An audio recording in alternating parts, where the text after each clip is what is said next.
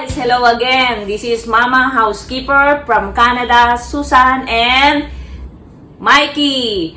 We're going to make a DIY fence because all the prices, including lumber, the woods, and all the materials, they went up, and also the labor. So we have to make it DIY with the help of my friend Michael and your Tita Mapi. Okay, tingnan natin how we gonna make it. Let's hope the result will be good.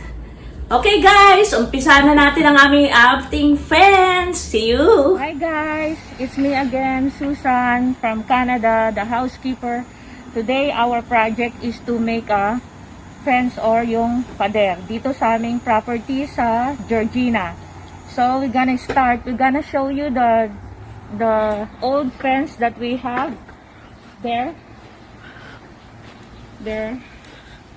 but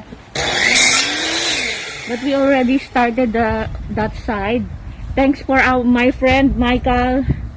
Again, he helped me again. And this other side,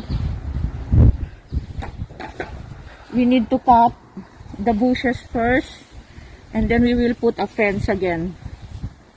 So guys, ito ang aming project for today. We started this one last Saturday, but I didn't video it, but we need to start. This is a DIY. Good Michael and Mapi were the three of us working in this area. Okay, I'll see you later while we're doing this fence.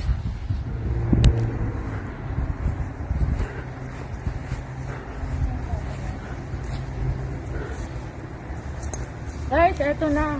Malapit na namin ma-finish tong other side. Ayan.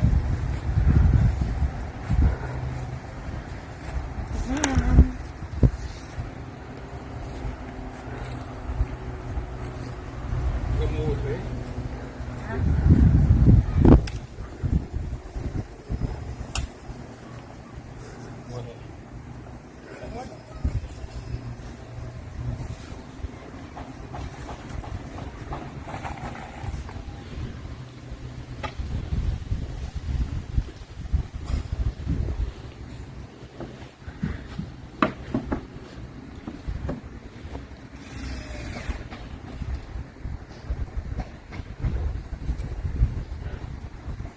What's up guys, we're back for another video.